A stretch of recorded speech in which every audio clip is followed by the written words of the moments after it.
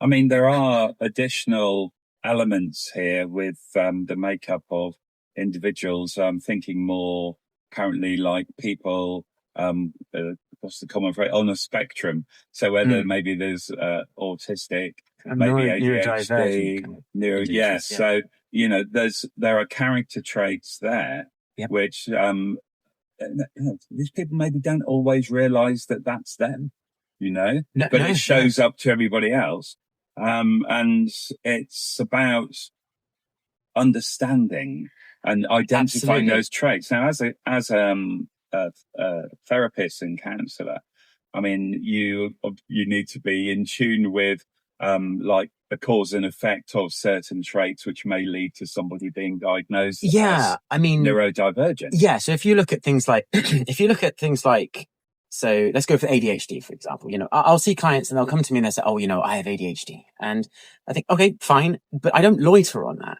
My understanding of it is, okay, you have ADHD. Let's just pull that apart. Really, what that is from an early age or somewhere along the lines, your nervous system was shaken up. It was shaken up by either a chaotic household or inconsistent parenting or maybe even sort of abusive relationships in the past, whatever it might be, your nervous system was shaken up. So you had to be attentive. Trying to pay attention was very difficult. You had to be hyper aware, hyper vigilant, trying to be present, very, very difficult because, in the past there was danger. Things were on fire. You had to be on higher alert. The template changes as you get older, the environment changes, but it's still the same template that you're bringing to it. And of course, so whenever I work with a lot of clients with ADHD, once we've worked through a lot of that stuff that's shaking them up, and obviously, medication helps as well, but there's also addressing the underlying issues. And you want to see how the nervous system calms right down. It's the same with clients I see with BPD, borderline personality disorder. Yeah. It's like, I don't loiter on that. People with borderline personality disorder, what I see in them is, this is long-term trauma. This is trauma that has been around for a very, very long time. It's built up and up and up. It hasn't necessarily been dealt with. And you blow out at your weakest point or a trigger, and they call that a split. And it's sort of often referred to as borderline personality disorder because it looks like you're a different person, but really you're just bursting out, either randomly because you're built up or because you're triggered. And when we work through those things in the past, you want to see how my clients, they say, I haven't had split for ages since, working in therapy kind of thing. It's a miracle because you can often think things like ADHD and BPD are kind of these almost like biological predispositions. And that's it. I'm a goner, but it's actually not the case. Not at all. We can work with this kind of thing. Obviously there'll be biological elements, but you've got to bear in mind, nature versus nurture, the environment, and we work with that kind of thing. Even autism and things like that. Obviously, you have the biological predisposition with that, but you can even work with tools and things like that, and especially address. I've had plenty of clients who've autistic and really struggle. Some of them quite sort of high autism. But, we work through the troubles of their past in their own way, and you want to see how they flourish. And that's incredible. I love that. I just, often when I see clients come to me and they feel like, I'm almost like, oh, I'm a bit of a helpless case because I've got this or I've got that. I'm like, no. We're not, no, not at all. You're not a helpless case at all. We've got this, and we work through the past and move forward. It's incredible to see the transition. It's interesting, isn't it? Sorry, it's interesting because, like we say, everybody is different.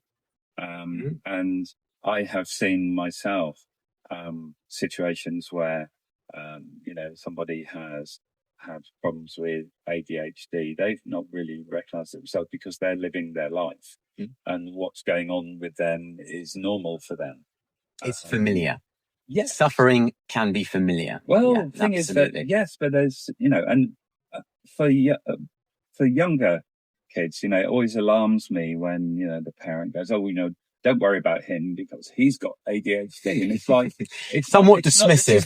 What led to that? Yeah. What led to that ADHD? Well, that dismissive parent, eh? Well, to be honest, I mean, I've also, for all my years working in sports and in schools, is that, there are, this is a terrible thing to say, seem to be advantages seen for kids to have a diagnosis of ADHD because they get a lot of other benefits like extra time in exams and this kind of thing.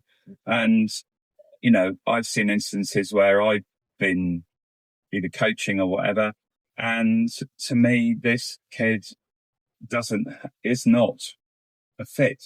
with the label that the parent seems that they're quite proud the kid's got, which is a bit scary. As in like ADHD. So they're just general. Oh, as in they probably don't have ADHD sort of thing. Yeah. I mean, this is the classic misdiagnosis with young boys as well in schools. The idea that if you sit, a young boy down in this very old fashioned way of learning, in fact, and for quite a lengthy amount of time, boys, as well as girls, but, boys are very kind of physical, they need to move, they want to move kind of thing.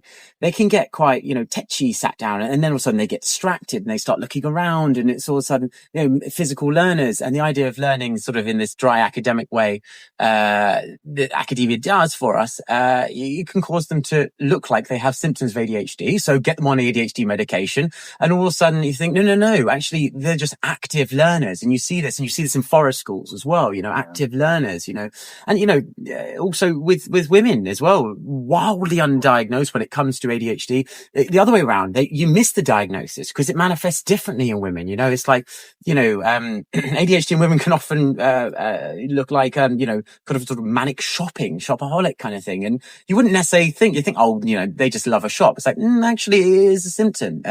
It's wildly undiagnosed when it comes to women. And I feel sorry for them, and I feel sorry for young boys who maybe don't have ADHD, but are showing the symptoms, but actually it's the environment. You change the environment, all of a sudden this kid's functioning kind of thing, I would say when I was in school, I struggled to pay attention, I mean, if you've got a lot going on up here as well, but hence why you come to therapy, you deal with the stuff that's up there, all of a sudden it quiets the brain down, and all of a sudden, miracle, not so ADHD anymore, not to belittle people with extreme ADHD and medication. It's just what I'm trying to say is that, you're not a lost cause, actually there's hope for you. Absolutely. It feels from my sort of uneducated in relation to your skills, standpoint that, it's quite sad that there is, the public awareness and even, sort of parents' awareness of their kids. They look at the actions and decide that there should be a label for those actions rather than, could it be that the discipline in the family, right? It's far easier to give someone medication than to change society. And that's the scary thing, right? Yeah. There's money in medication. Well, yeah.